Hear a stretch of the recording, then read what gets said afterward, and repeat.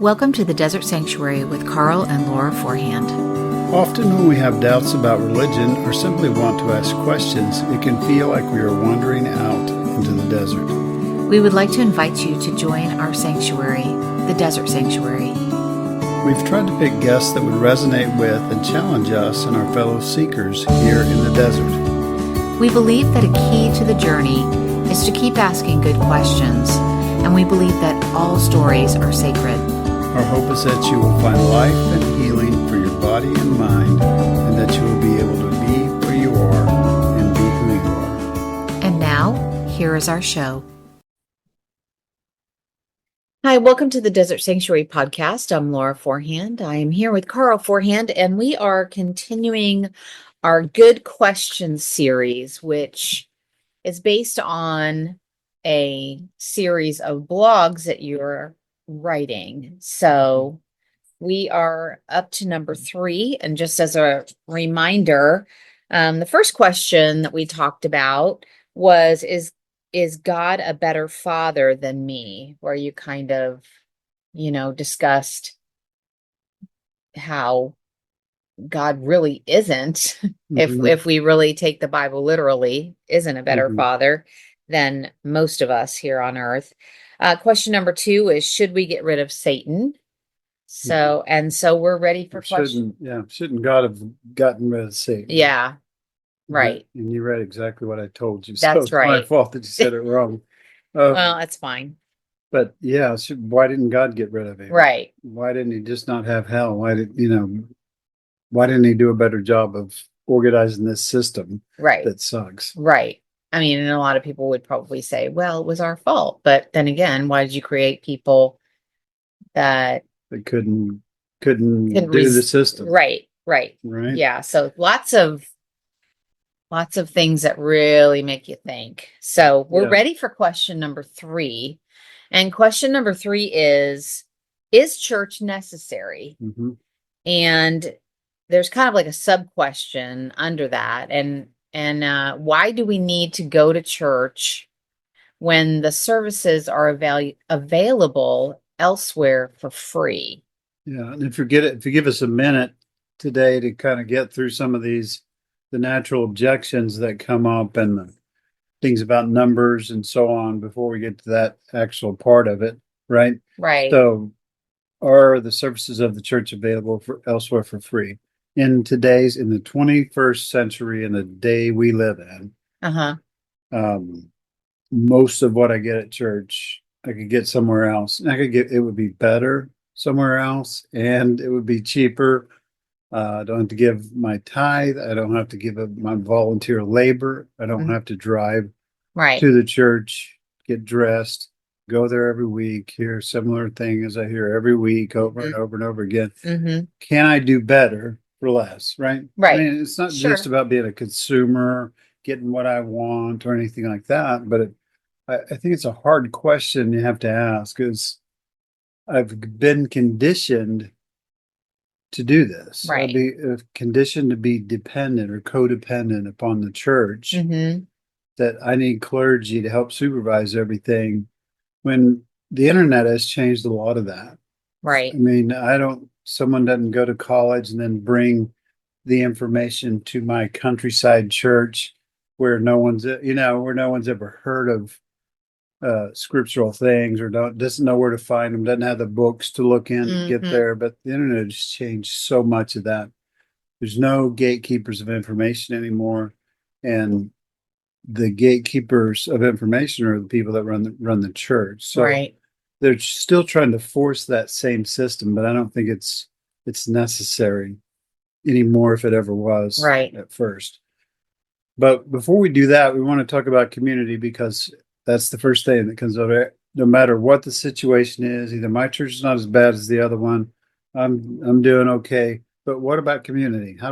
Where do I get my community? I need church for community, right? And you've heard that pushback too. But what do you say to that? Probably when we first started our deconstruction, that would be a question that caught me off guard, because I was like, oh yeah, what about community? But the longer we've been out, I think it's just such a silly question, really, because if we stop for a minute and think about it, we get community in so many places. I mean, if you have a job, you've got a community there. Family is a sense of community. The town that you live in is a community. We have all these little pockets of community. And so why we put so much emphasis on the church as our one true community, I think is interesting, because I'm like I said, that question used to scare me. Like, I don't have a good answer for that. But now I'm like, I just think it's a pretty ridiculous question, because there are so many places we get community. So I'm not sure why. Maybe it's a conditioning thing. Maybe we've been conditioned to think that these are like-minded people. These are who we should be hanging out with. We want to be in the world, but not of it, or of the, I don't know. I did get that backwards because I don't know. But it's okay to go to our jobs, but those people may be like sliding down a slippery slope. I don't know if we want to have unbelievers or Methodists or right. something. Yeah. Yeah. I don't know if we want to be in community with them. But then the other thing that I think about is, like, to me, because of that kind of way of thinking, church then, in my opinion, is a forced community. I mean, it's almost as if they are forcing you, and I use air quotes, but we know you have a deep need for connection. right. So yes, here's we're your answer. Here's your assigned But group. also the whole doctrine of, it's a slippery slope out there. You've got to be careful, evil's lurking around every corner, to where that fear almost keeps you dependent on church as a form, or your only form of community. So, yeah. So I can come with people. Number one, it's people that agree with you. You're that you think. It's pretty segregated most places, most times, and all that. And again, people say, well, that's not my church, or it's not like that. But we're talking generally. We have a deep need for connection. We acknowledge that. And so we need to be connected with people. We need to attach, going back to attachment and trauma that we've talked about. So we need to be attached to somebody. But is church, the way it's designed right now, is it a good fit for that? Does it satisfy the deep need for connection, but also is it a true community, like you brought out? So I thought about this a lot as a pastor, and I had a lot to lose by accepting that I didn't need to go to a building to be spiritual. And I remember when we first decided to do that, we first went to a big church, then we went to a smaller church. Then we decided we're not going to do it anymore. It's just too triggering, and we need to get away from it, at least for a while. Home churches were my initial thought, but as a church planner, I knew that a home church just has to have a little bit of success. I mean, you can gather together with people at your house and share food and talk and at that time pray for each other and things like that. But as soon as you start having a little success, then everybody talks about starting an organization. We need to get this organized. We need to have a bank account. Right. And then no, go ahead. I was just going to say, like, I can just see the committees organizing, right? We got to have a committee for all this stuff. We need to have a meeting after this is over. We need to have a meeting because we got to get organized. Right. We want to start paying you a little bit as a pastor so that you'll stick with us. Slowly but surely it becomes like the church building that you decided you weren't going to go to anymore. Yeah. So if it doesn't become a mega church, or something like that, then it often splits up and becomes smaller groups again. So why don't we just stay with those smaller groups?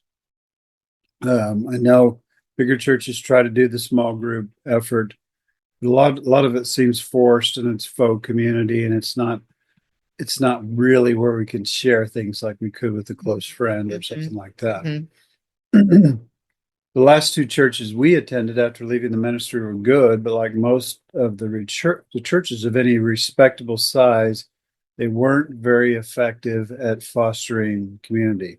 They like to think they are, Mhm. but we talked to the same 6 to 8 people every week. We never saw them outside of church activities or services. For the record, there's a viable community in some small groups that evolve from churches, but it's usually organic rather than orchestrated. Mhm. If this defines true community, and community is our biggest concern, then we don't need clergy and staff to orchestrate it for Right. us. I can start meeting with a friend over coffee, Mhm. and maybe we invite another friend to be with us.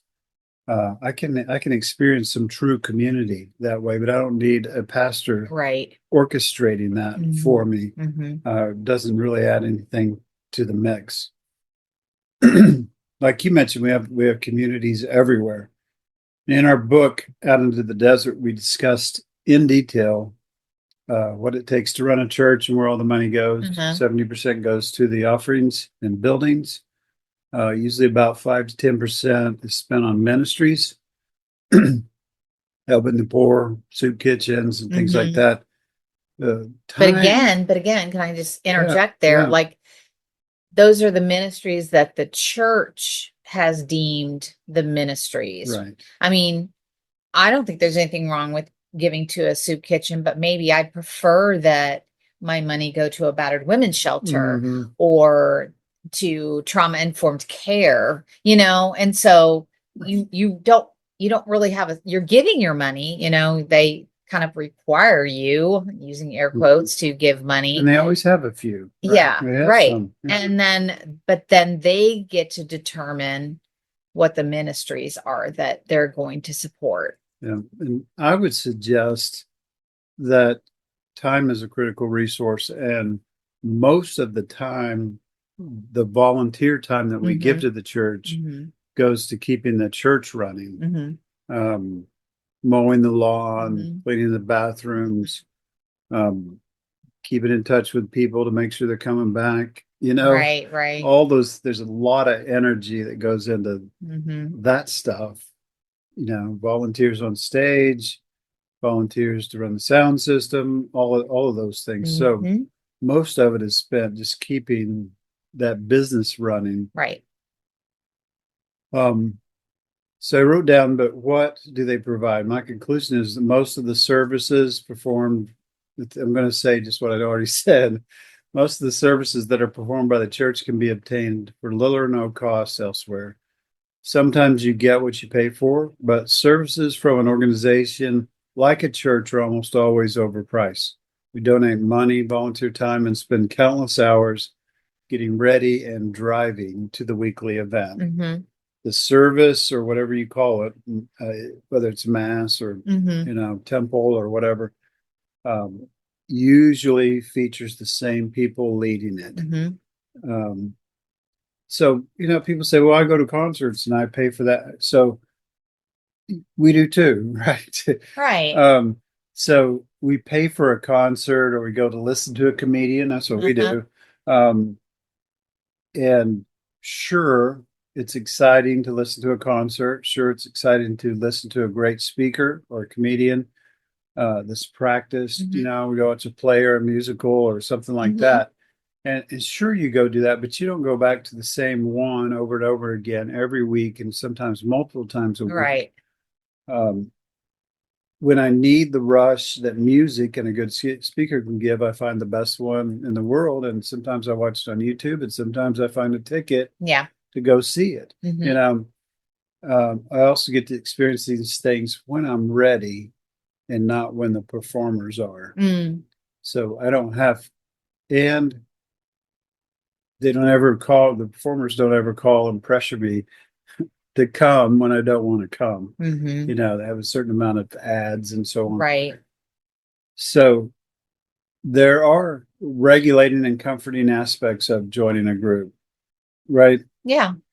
So tell me about some of those. I didn't prep you for that, but what are some good things that sometimes happen in church? To think hard. I I just said there's some regulating and comforting aspects of joining a group.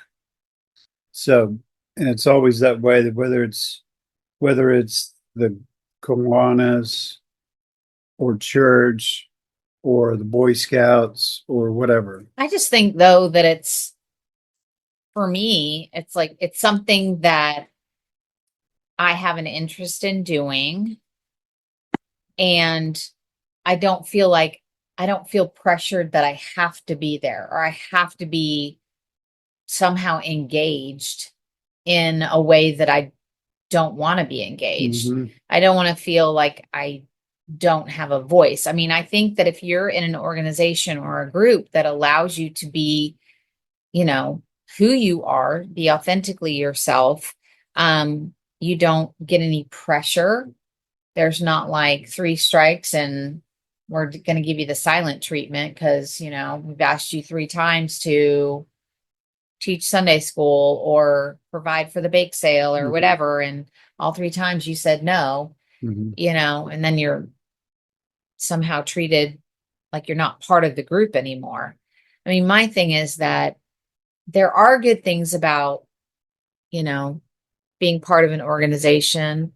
I think for me, the only thing that I can really think of that I enjoyed for a time was maybe just, when you get there and you can talk to people. But like you said, you talk to the same people Mhm. every time. So it's exciting at first because Yeah. there's some regulating and comforting aspects. Someone hugs you or shakes your hand or invites you in, they're Mhm. smiling at you and all that's inviting. Right. You used to talk about love bombing, Yeah. that I we think that's why I'm like, maybe I used to like that kind of that yeah. socialization kind of stuff, but I also like I'm very reserved to say that like I miss that, or that's the thing that I really connected with when we were in church. Because I mean, by the time we were in our third church, I remember telling you like I give it 6 weeks before, somebody, and sure enough, Hmm. it was about 6 weeks and somebody decided that, what something you said took completely out of context. Anyway, Yeah. I won't go into that story, but yeah, it's like, so that love bombing always came back to bite me big time. And Yeah. so, um, Some some of the best advice we got was Cindy Wong Brent encouraged us to take a year mhm, off. And I think it was right after we had decided to stop going. mm, And I think I would encourage everybody to do that. Take a year off from church. If it's really where you should be, take a break from it and uh-huh. really take a break from it. Let the addiction wear off and evaluate how you feel and whether you still need the things that the church is